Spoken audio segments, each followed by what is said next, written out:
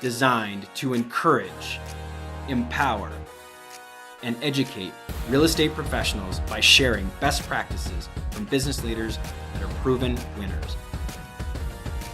I'm your host, Kyle Malnati, and this is Calibrate Real Estate. Broadcasting from the Mile High City. Thank you for tuning in to the Calibrate Real Estate Podcast. I'm your host, Kyle Malnati, and we're here to encourage, empower, and educate you. If you've listened to our podcast for one episode or for all 76, we are so appreciative. This is episode 76, and as you might know, many of our episodes are me interviewing top performers in the real estate industry. Today is going to be more of me speaking to you directly, to the listener of our podcast. To get started with that, I'd actually like to read a couple of reviews. We get reviews. We love reviews. Kayla Davis, our podcast producer, and I absolutely thrive on your feedback because it lets us know that you're listening. We get the stats from Libsyn. We know people are out there listening. And at the same time, we love to hear that feedback. We love to have that interaction with you. So please send us a note. If you don't want to do a review, I get that. Totally understand it. There's a lot of podcasts I listen to without reviewing. But if you'd send us an email to info@calibratere.com, that'll do it. And if you say that you want to be anonymous and you don't want to share your name, we totally get that too. If you're bold enough to do a review, we love 5-star reviews. We have 24 reviews on Apple Podcasts. 23 of those are 5 stars. One's a 4-star. We absolutely thrive on these reviews, as I've mentioned. So whether you send us an email or whether you give us a 5-star review on Apple Podcasts, we are just so appreciative of your download. So because we're appreciative of your download, we're constantly striving to bring great content. Today's episode is titled Necessary Endings. I have had many situations in my life that produced a necessary ending, some of it positive, some of it negative. But I think that all are along the journey of what we need to do to constantly strive to continue to make that next level jump. And so I want to talk to you about necessary endings today. Before we do so, I've got a couple of great pieces of feedback. One was literally an email that we got today from a gentleman named Drew. Now, Drew and I have never met before, but he says, "Hi, Kyle. I've enjoyed listening to your podcast over the past several weeks." And Drew, I just appreciate your download. Thank you so much for being a newer listener and newer downloader to our podcast. And then one of our favorite fans and also a former guest on the podcast, she's an expert guest, Lucy Fight from Lou Realty in St. Louis. Lucy says to us, "I trust everyone is doing fantastic. Calibrate's podcast is my absolute favorite. Keep being amazing. Let me know if I can do anything else to support you all." And Lucy, we have a couple of books coming your way. I want to make sure you know that we got your email about that and we entered you into a sweepstakes and we've got some books coming your way. So thank you for your patience as it relates to those. Okay. Here's the podcast that you want to listen to, Necessary Endings. All right. We've got a couple of different things that we want to cover today for you on the topic of making a change in your life. And sometimes those changes come by way of your own decision. Sometimes those changes are imparted on you. Someone else decides it's time to change. These are things like breakups, graduation, continuation, promotions, termination, retirement, and in real estate, we have closings. So as you think about these things, some of them are really, really slanted positively, and some of them are kind of negative. Well, let's think about all of them together. And it's interesting how when you think about school, I have some school-age kiddos. Our twins are going to be 3rd graders. That is crazy when they start school here in a few months. I'm recording this podcast in the summer, and they just finished 2nd grade. And then our oldest is going to be a 4th grader. So we're going to have 2 3rd graders and a 4th grader. Our 4th grader in a couple of years is going to go through a continuation ceremony. It'll be her last time at the elementary school that she goes to. And I've seen a continuation ceremony. I've been a part of them. And it's a real happy and sad situation. The parents are looking at the little kiddos who aren't so little anymore. They're kind of growing, and they're really changing in lots of different ways. The parents of fifth graders that are continuing, you know what I mean? And there's a lot of sadness, but there's also a lot of joy because there's been so much development over kindergarten through fifth grade. So we're celebrating a continuation. Then you get into middle school, you continue on to high school, and then you graduate from high school. Maybe you're lucky enough to graduate from college. Well, those are all really fun things. And generally, as I was thinking about the content for this podcast, I was thinking about that happens about every 4 years, maybe 5 years, if you think about the elementary school application. So that's a natural, I think we're ingrained to think about change happening every 4 to 5 years, and it feels like a very natural thing. Well, when you get into the job world, or if you get into your career, as I like to say, it's a little bit less defined on how often a change should occur. And at the same time, you want to be constantly striving. You want to constantly be moving, making impact. And sometimes you have to do that outside of the organization that you started within. And I have found that sometimes these changes, sometimes these necessary endings don't always get received so well. Well, I want to read to you a very special piece of content from a book that I have read. So I want to read this to you just for a moment. Not going to read the whole book, so just realize this is just an excerpt of John Acuff's book called Do-Over. And the subtitle of the book by John Acuff called Do-Over is Rescue Monday, Reinvent Your Work, and Never Get Stuck. I think there's probably a lot of people out there listening. I know that you have had this feeling at one point where you feel stuck. You feel like you need to reinvent yourself, reinvent work. And I will tell you that not always does it have to happen by moving somewhere. But let's get into the very intro of the book, where John Acuff has a subtitle called The Day Everything Changed. Again, this is from the book Do-Over by John Acuff. My neighbor Nate lost his job on Friday. If you were ever invited to a late Friday afternoon meeting with your boss, that's not a meeting. That's a booby trap. Nate's career quickly changed that day. He was suddenly afloat and not by his own choice. I met with him the next week for coffee. With dazed expression, he told me how he felt losing a job he'd had for 8 years. He was good at it. He always hit his numbers. People liked him. Clients texted their condolences to him days after it happened.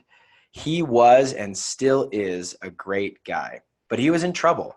Cocooned for 8 years inside a big, safe company, he unexpectedly found himself out on the streets.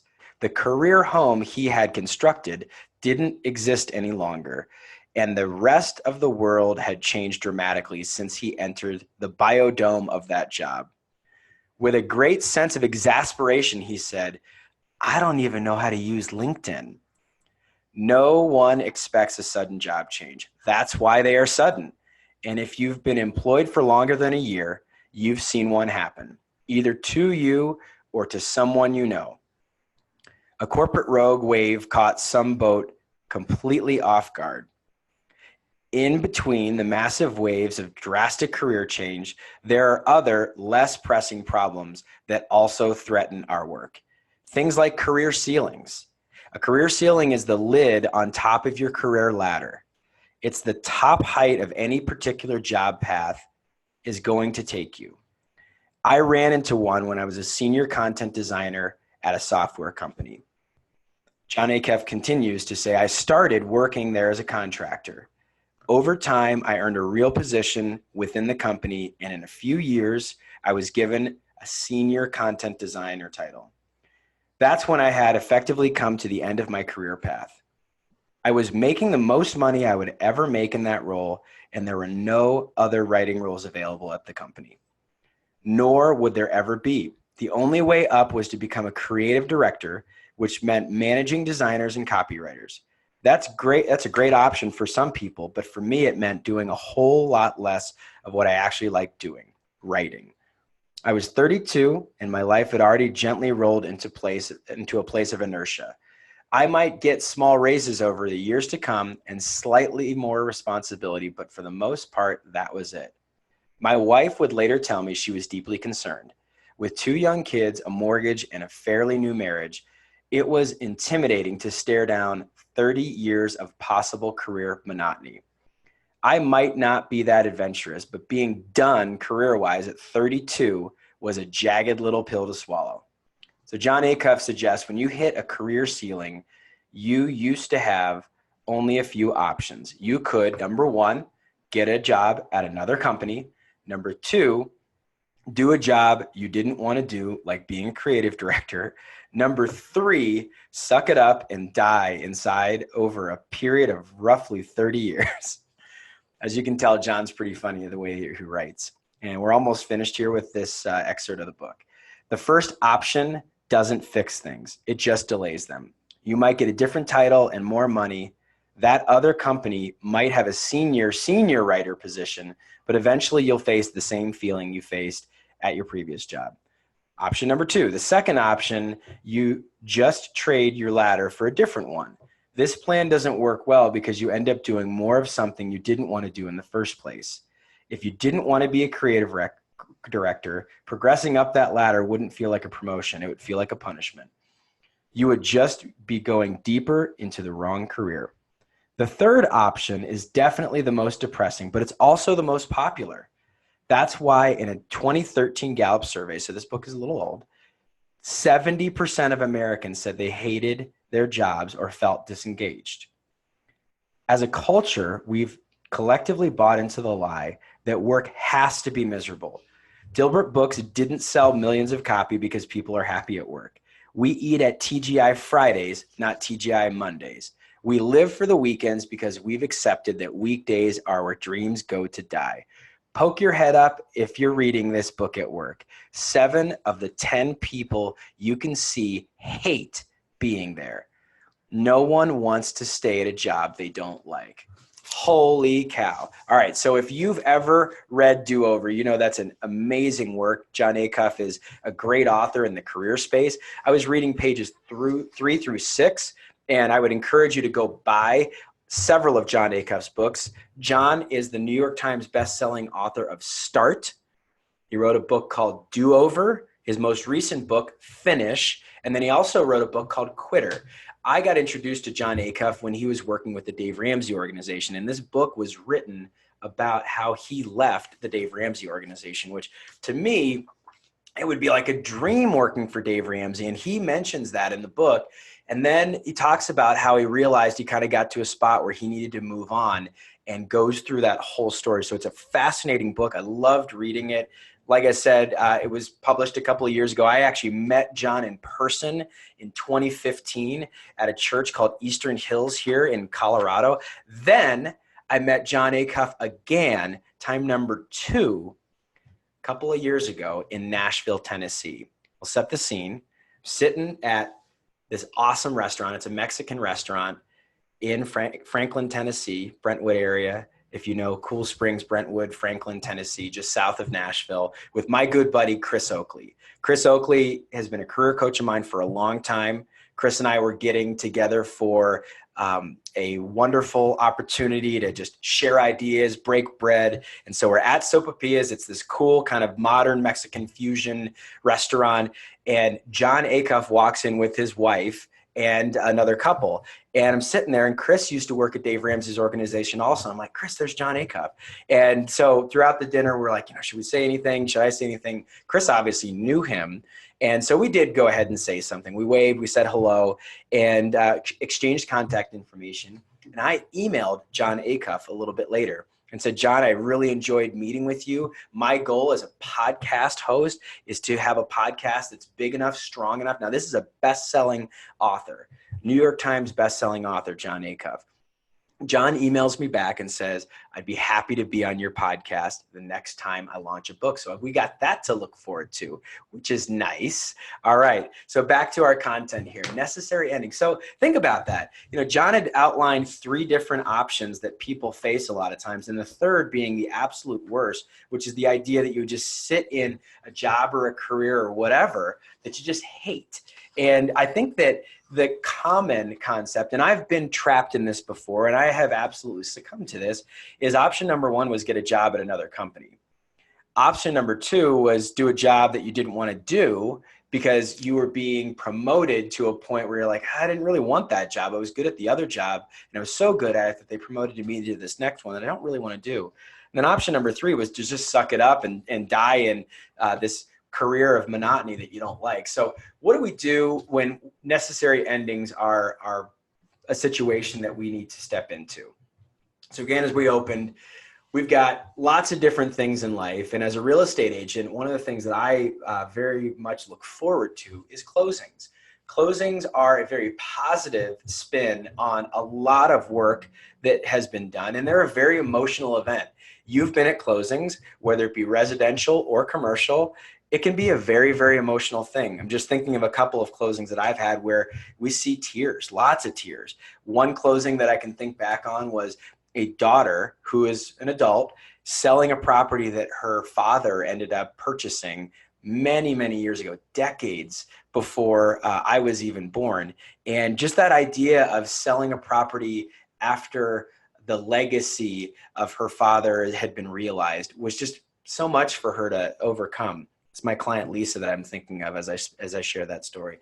I was at a closing this week. I'm a practitioner. I'm a real estate broker, not just a broker owner, not just a figurehead or a thought leader or an influencer. I'm actually out there with you doing real estate transactions. And if you're on our email list or you want to be on our email list, again, info@Calibrate.re, you'll see the real estate transactions we do here in Denver, Colorado. So I'm at a closing this week, and it's a closing with a client that had owned the property for longer than I've been alive. Now, it was just 1 year longer, but they bought the property in 1981. And by they, I mean her late husband. She had continued on his legacy for 5 years after he passed away. And that was while she kept her composure and while she was having fun. She had her other family member there with her, her nephew that was there that day. And at the same time, I just knew that she was completing the work that they had strived so hard to do together. And that closing was a very necessary ending. She had hit an ending period for her where she said, you know what? It's time for someone else to take over this building. It has provided us with great income because it was an apartment building over the years. We've achieved some great wealth by owning this building for such a long period of time. And in Denver, we've experienced this great appreciation cycle. But she knew the time was now. The time was here for her to sell. So many other closings where I can think of just the emotion that people see where they, are teared up because this was their family home. This is their legacy. Real estate is really one of those very interesting things where it is a unique reflection of what we are as a person. It's where we want to live. It's where we raise our kids. It's our neighbors. It's our friends and family. It's where we have lots of first.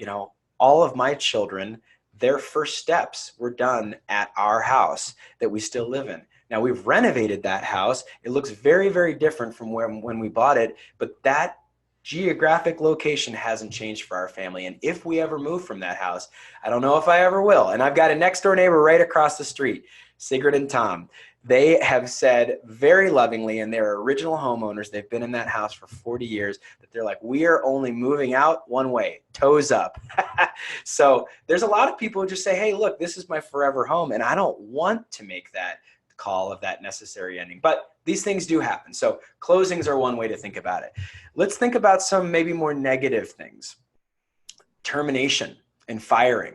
As John described with his buddy, I really have had several friends that have been in those situations where they've had a necessary ending. I have a really, really good buddy that I coach lacrosse with that had a situation where their company just got into financial duress and they did a bunch of layoffs. I'm not going to name his name.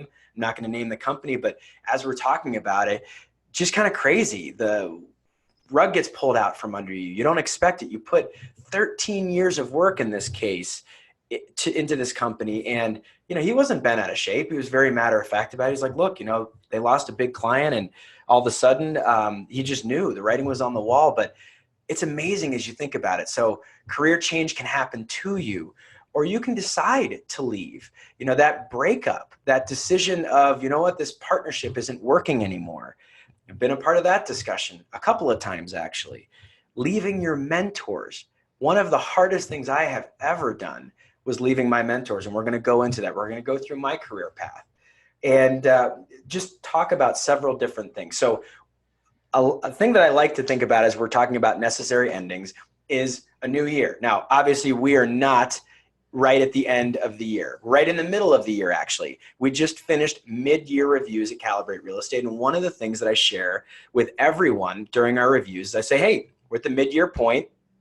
How do you feel about how things have gone? What are some things that you would attribute to your success so far? And hey, we still have more than half the year left. What would you like to accomplish before the year is over? So then as I think about it, we're always constantly thinking of new year, new you, right? That's one of the famous things that people say at the end of the year when they start talking about New Year's resolutions and what they're going to do in the next year. And I think that all of that's appropriate.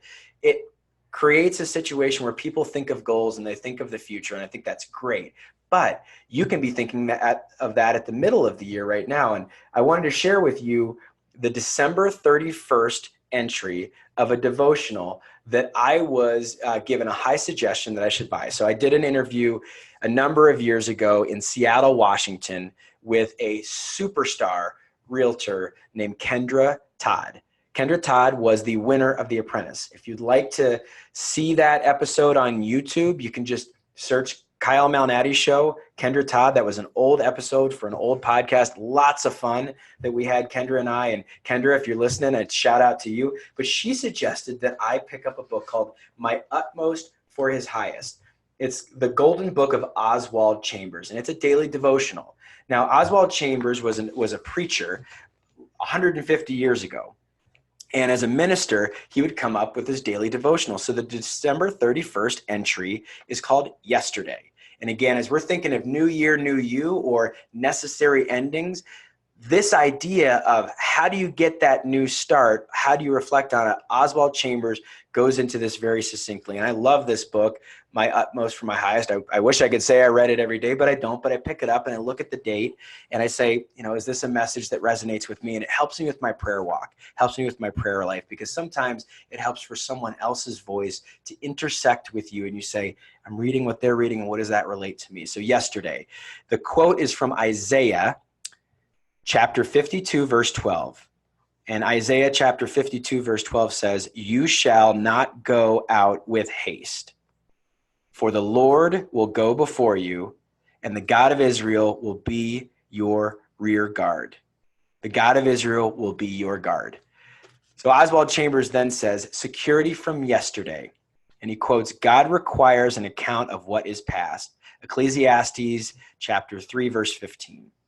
At the end of the year, we turn with eagerness to all that God has for the future. And yet anxiety is apt to arise when we remember our yesterdays. Our present enjoyment of God's grace tends to be lessened by the memory of yesterday's sins and blunders. But God is the God of our yesterdays, and He allows the memory of them to turn the past into a ministry of spiritual growth for our future. God reminds us of the past to protect us from a very shallow security in the present. That is huge. Okay, so the next part of this devotional says security for tomorrow. And the quote is, the Lord will go before you. And that was from Isaiah 52:12. This is a gracious revelation that God will send His forces out where we have failed to do so. He will keep watch so that we will not be tripped up again by the same failures, as would undoubtedly happen if He were not our rear guard, in quotes. And God's hand reaches back to the past, settling all the claims against our conscience. And finally, security for today goes on Oswald Chambers. The quote here is, "You shall not go out with haste." And that was the first part of Isaiah 52. Again, Isaiah 52 was, "You shall not go out with haste, for the Lord will go before you, and the God of Israel will be your rear guard." Oswald Chambers continues, "As we go forth into the coming year, let it not be in the haste of impetuous, forgetful delight, nor with the quickness of impulsive thoughtlessness, but let us go out with the patient power of knowing that God of Israel will go before us. Our yesterdays hold broken and irreversible things for us. It is true that we have lost opportunities that will never return." Man, isn't that the truth? The listing that you lost, the deal that never happened, the deal that blew up. So again, our yesterdays hold broken and irreversible things for us.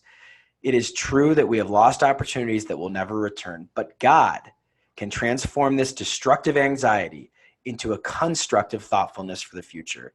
Let the past rest, but let it rest in the sweet embrace of Christ. Leave the broken, irreversible past in his hands and step out into the invincible future with him. Because if you're a believer, and I am, you know that through all things, Christ is the answer. And if you submit yourself and you say, "Jesus, you're my personal Lord and Savior," you can step into any cleansing of the future, regardless of any past sins, any past failures, any past mistakes that you might have. So that truth, if you've never heard that before, and that meant something to you, I would love it if you sent us an email. Okay, so we heard from John Acuff, Do-Over. We heard from Oswald Chambers, My Utmost for His Highest. So necessary endings, let's think of a few things that may have related to my story. I'd love to share this with you because it might relate to your story. So just a quick thing to talk through here is I graduated college. I went to the University of Wyoming, got my degree in finance, got my minor in banking and financial services. I've been working at the same restaurant for a number of years. Got fired a couple of times and then got hired back, and that's part of my personal journey. But the whole point is I made it through college. Not only did I make it through college, I got kicked out of college a couple of times, and you might have heard that, for bad grades. And I still persevered, maintained the ability to graduate in 4 years when some of my buddies did 4.5 or 5, despite all of that adversity. So that is definitely something that, a little pat on the back. So graduating college, University of Wyoming, so excited for me. Now, not everybody's excited for me. The people that I was working with at this restaurant had to replace me. Now, it's not like I'm irreplaceable, but I would notice that as I was into my senior year, my second semester, that spring semester of my senior year, that the tone around me at this restaurant was a little bit different. They knew that I had what a lot of people call short timer's disease. Now, I didn't mail it in. I wasn't shirking my responsibility, but they also weren't giving me more responsibility, and that's okay. That's totally fine. And the reason that it's totally fine that you might not be getting new responsibilities if you know you're on the way out or the way up is because they don't want to commit those resources to you when they know that you've got a definite deadline. Okay, so graduation occurs. My wife, Courtney, and I walk across the stage at the College of Business. Graduation, huge situation for us. And we venture off into the world of a new career. Pretty exciting, right? Yeah, terrifying. Luckily for me, Courtney had set me up. Now, I was getting a lot of different interviews. I was really networking, but Courtney had set me up with her cousin, a guy named Matt. And I'm going to mention Matt by name because I've mentioned him a number of different times on this podcast. But the other people I'm more going to just mention by the companies that they were at. Matt was at a company called Unique. And Unique was a company, and they still exist here in Denver, that specialized in the sale of commercial real estate. I was getting my degree in finance, walking across that stage, turning the tassel, and that degree in finance, I wanted to utilize it with something tangible, real estate. I could use my finance degree and I could sell property that was investment oriented for people, and that was commercial real estate for me. So I didn't know the first thing about selling commercial real estate, so I was going to work as an assistant. And my role specifically was just real estate assistant or transaction manager, if you will. That was the role that I took. I worked in that role for 3 years. And I will tell you, I worked in that role really well for 2 years. And the last year, I was a little bit of a punk. I was a little bit of a smart aleck, and I started to get a little bit too big for my britches. And oh my goodness, that sounds like some of the teachers that I had at St. Joe's preparatory school in Baltimore, Maryland, when they would say, you're getting too big for your britches. But it means that you've kind of arrived a little bit, you've got the lay of the land a little bit, and you start to get a little bit of an ego, right? So what ended up happening is the necessary ending to my transaction manager position was I needed to go up the next rung of the ladder. The next rung of the ladder for me was junior broker, and a lot of people would call that a buyer's agent if you're in the residential real estate industry. If you're in the commercial real estate industry, it's just junior broker. Sometimes people will call it runner. Sometimes people will call it rookie or plebe or pledge or whatever. But the reality is I was working on this high-powered brokerage team that did $70 million of transactions over 2 years. And this is 15 years ago. I mean, they were a powerhouse team and still are. So I worked for them as a junior broker, but not at Unique. We left.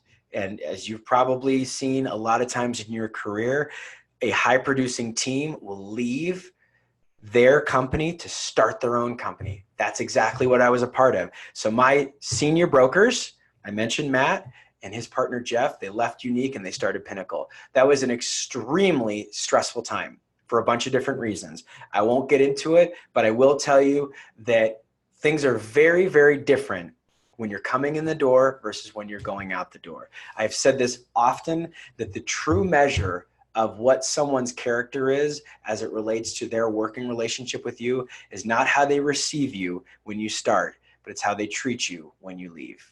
And I will say that from truth. Again, I don't want to get into any of the specific details there, but it was messy. Let's put it that way. So Pinnacle starts, and I didn't found the company, but I was the first person there. And it was really, really cool because we worked out of Matt's home office in his house for 3 months while we were waiting to get that new office started. So June, July, and August of this time, this is, over a decade ago, we're working out of Matt's house. And I felt like, man, this was interesting. That was cool. But at the same time, I was kind of, like I said, that kind of like punk smart aleck, getting a little bit of an ego. And that 3-month period was training me for the next step. When Pinnacle started in its new office, and this is one of the biggest commercial real estate companies, we do a lot of business with Pinnacle. We actually co-opted a deal earlier this week. I'd mentioned that closing of the client that owned a property for 38 years. That was a co-opt by a Pinnacle broker that I have known very well for a long time. So anyways, Pinnacle starts. I transition from being on the admin side. I trained my replacement. That was one of our rules. I had trained my replacement and moved into being a junior broker. I did that role for 2 years. So started as a transaction manager for the first 3 years. Next 2 years, junior broker or buyer's agent, if you might call it that. Super successful. The next year, I went off on my own. And that first full year, I was the top producer in the entire company. Holy cow. Under 30 years old, top producer in a company with lots of 30, 40, 50, 60-year-old people. Amazing. And I was doing that at my mentor's company. I couldn't have been more proud of my accomplishments. And I know that my mentors were proud of me leading by example. The next 2 years, so that year was the year that Charlotte was born. Our daughter that I had said at the beginning of the podcast that's going to be a 4th grader, that was when she was born at the very end of 2009. Had a lot of motivation, right? As Simon Sinek says, you have to have a powerful why. You've got to have a powerful purpose. And people don't buy what you do. They buy why you do it. I was powered by the why of having my first daughter. So 2009. 2010, I don't think I could have been prepared for this year. And 2010 was an incredible year of adversity. Courtney and I'll just be vulnerable. We've shared this before with lots of different people. We had fertility issues. And so we were going through a lot of these fertility treatments because we wanted to have our next child. And we loved Charlotte. Everything was going great. She was a dream child, and she still is. And we're like, okay, we're ready to build a family and have that next child. And so struggling through infertility is really, really hard. Some of those procedures are just mentally and physically exhausting. So 2010 was a year of great distraction for me. And we got pregnant. So we're really, really happy about that. Then we find out that the pregnancy is twins. We find out that, as my buddy said at Pinnacle right before we left, that, hey, you have Irish triplets. 3 kids in 16 months, that's Irish triplets. All right, so 2011 was the year that I left Pinnacle. One of the hardest things I've ever done. I was being recruited pretty heavily by a guy that owned a company called Madison. He was a client of mine. And we had done several deals together, several apartment buildings I had sold to him, and he wanted to start a commercial real estate brokerage firm. I'm not saying anything that isn't out there in the public. This is all truthful. It's all accurate, but I am trying to protect some of the names of these people.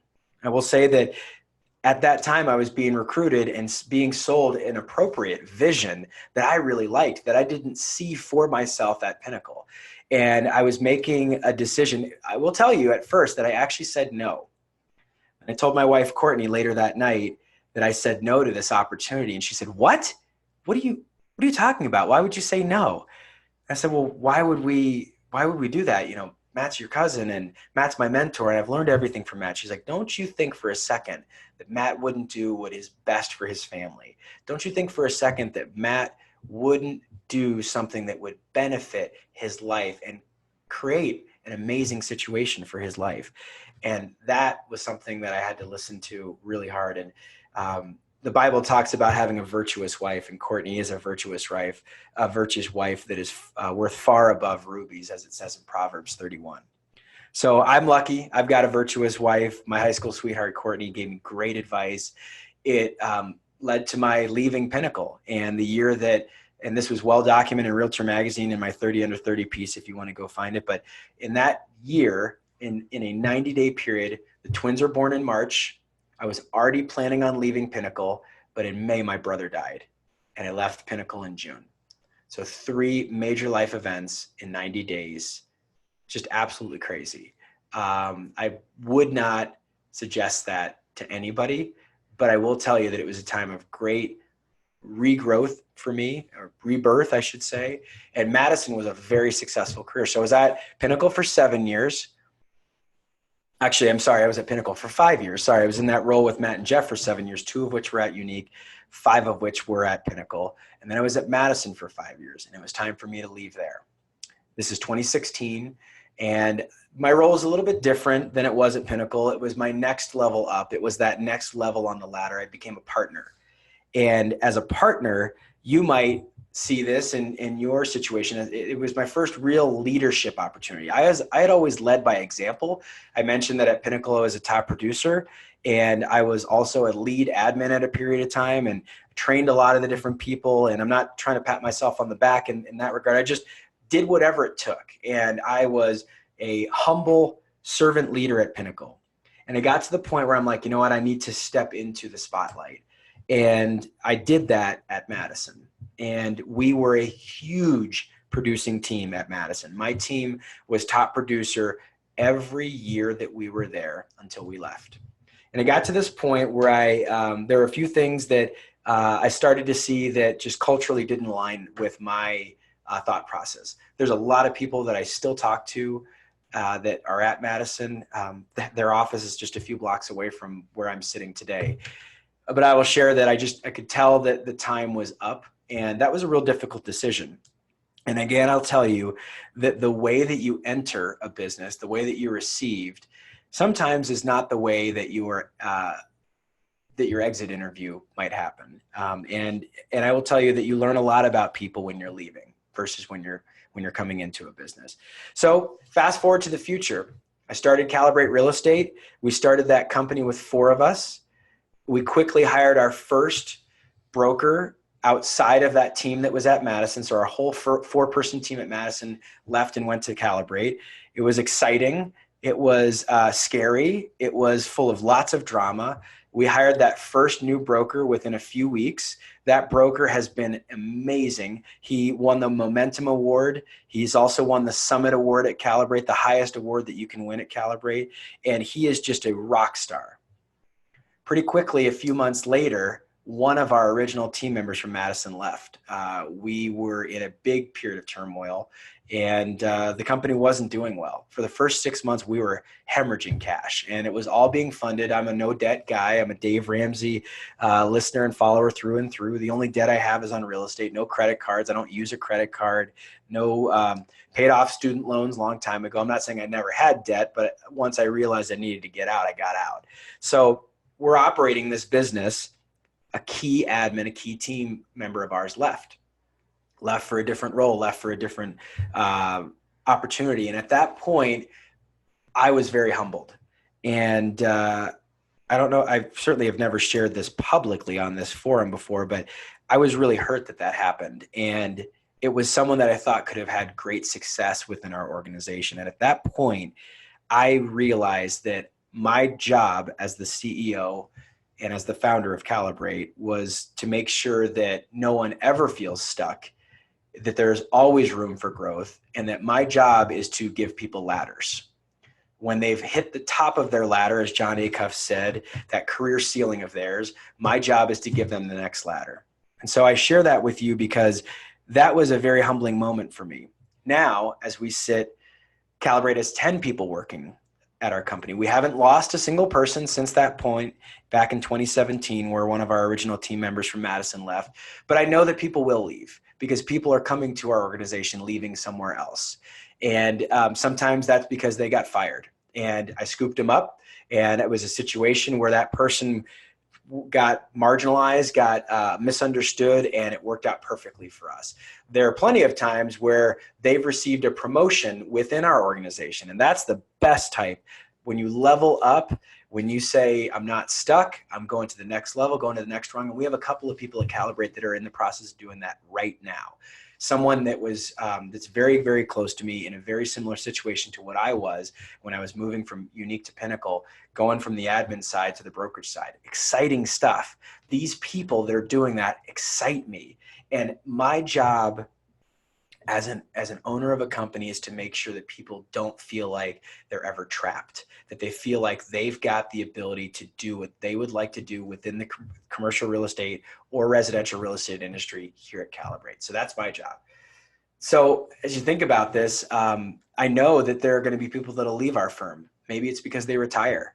And the retirement could be real retirement. I've talked about my client, Jim. You've heard several podcasts where I've talked about his retirement party. Just an amazing example of someone who worked for the same organization, Lockheed Martin, and Jim's example, for 32 years, and just that celebration of retirement.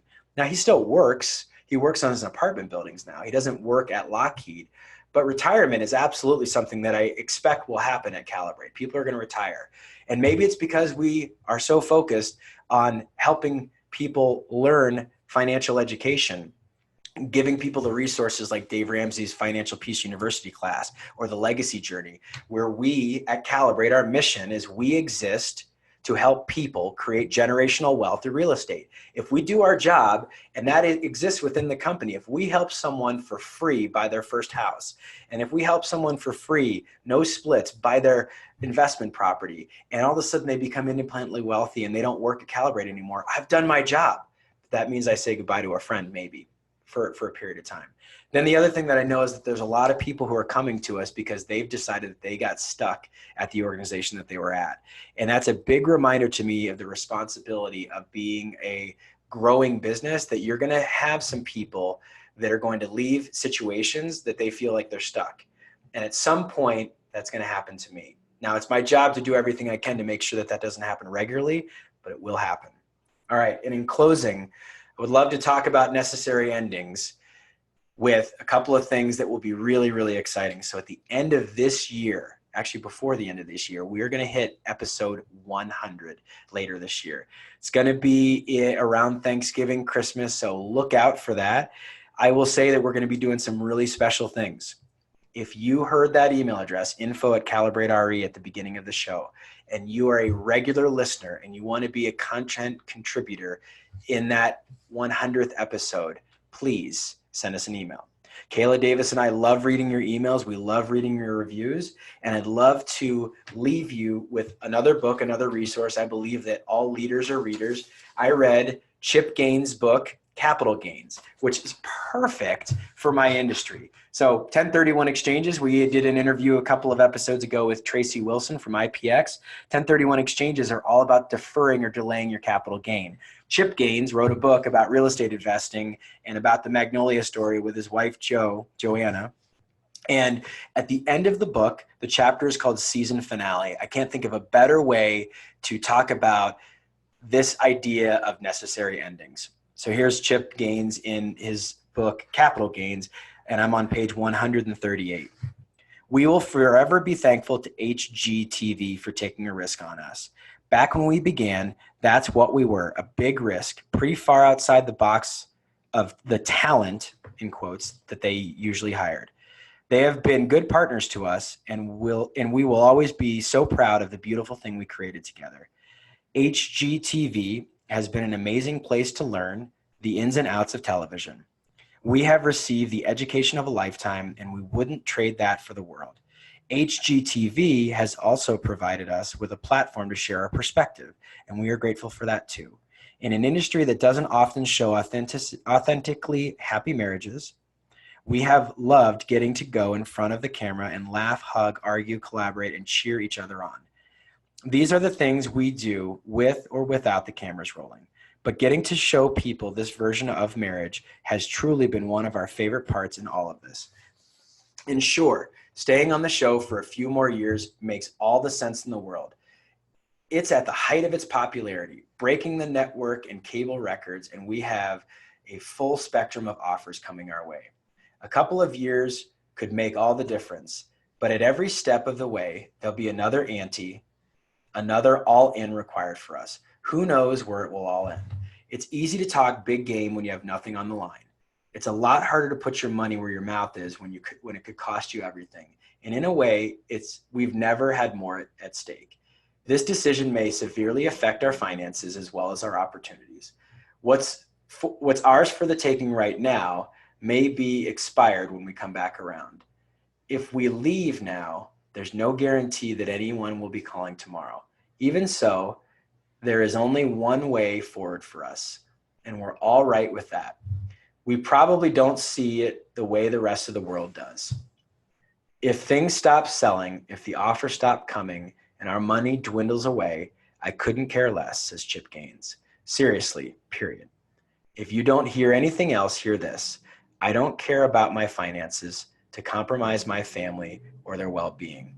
We've had empty pockets before, and that's nothing we can't take on again. The education Joe and I have gotten through the process of making this decision has changed everything.